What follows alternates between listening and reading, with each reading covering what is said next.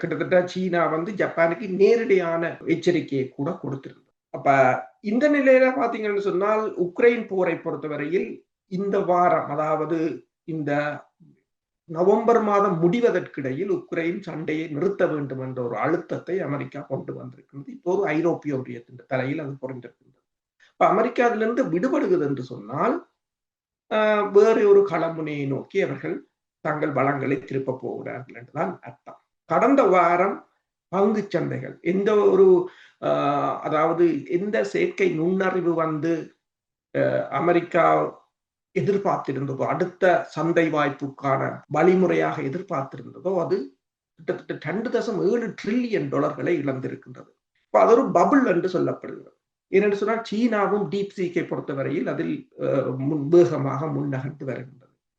அப்ப இந்த பொருளாதார போட்டிகளுக்கு ஏதோ ஒரு வகையில் தாங்கள் பின்தங்கிவிடக் கூடாது என்றால் இதில் ரஷ்யா முக்கியம் இல்லை, இந்தியா முக்கியம் இல்லை, ஐரோப்பிய ஒன்றியம் முக்கியம் இல்லை, இப்போது முக்கியமாக இருப்பது சீனா. இப்ப சீனா முக்கியமானது என்று சொன்னால் இலங்கை ஒரு முக்கியத்துவம் பெற்றதாகத்தான் இருக்க போகிறது. இந்தியாவை பொறுத்தவரையில் இந்தியா ஏற்கனவே அந்த இந்த இந்த இந்த களமுனையில் இருந்து ஒரு அகற்றப்பட்டது ஒன்றாகத்தான் நீங்கள் பார்க்கலாம். இந்த வாரம் அந்த கடற்படை இந்த தரப்படுத்தலில் கூட முதலாவது இடத்தில் அமெரிக்காவும், இரண்டாவது இடத்தில் சீனாவும், மூன்றாவது இடத்தில் ரஷ்யாவும் தான் நிற்கின்றது. இப்ப இந்த நிலையில் தான் நீங்கள் பார்த்தீர்கள் என்று சொன்னால் இந்த வாரம் அமெரிக்காவின் தூதுவர் இலங்கையுடனான ஒரு பாதுகாப்பு உடன்பாட்டை எட்டியிருந்தார். அந்த பாதுகாப்பு உடன்பாட்டின் சரத்து என்னவென்று சொன்னால் இரு நாடுகளுக்கும் இடையிலான இராணுவ பயிற்சிகள், பேரிடர் மேலாண்மை, அடுத்தது பாதுகாப்பு உடன்பாடு. அது மட்டுமல்லாது அதனை இந்தோ பசிபிக் பிராந்தியத்துக்கான ஒரு விஸ்தரிப்பாக தான் இதன் ஒரு தொடக்க புள்ளி. ஏனென்றால் இந்த இந்தோ பசிபிக் பிராந்தியம் தான் அடுத்தது மிகப்பெரிய ஒரு பேசு பொருளாக மாறப்போகின்றது.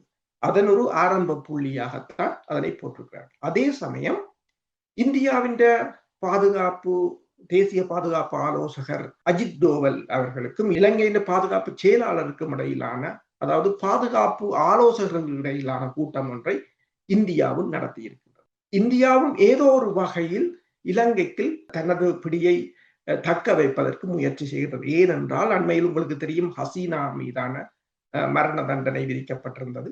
ஹசீனாவுக்கான மரண தண்டனை என்பது இந்தியாவை முற்று முழுதாக பங்களாதேசத்தில் இருந்து அகற்றியதாகத்தான் பார்க்கலாம்.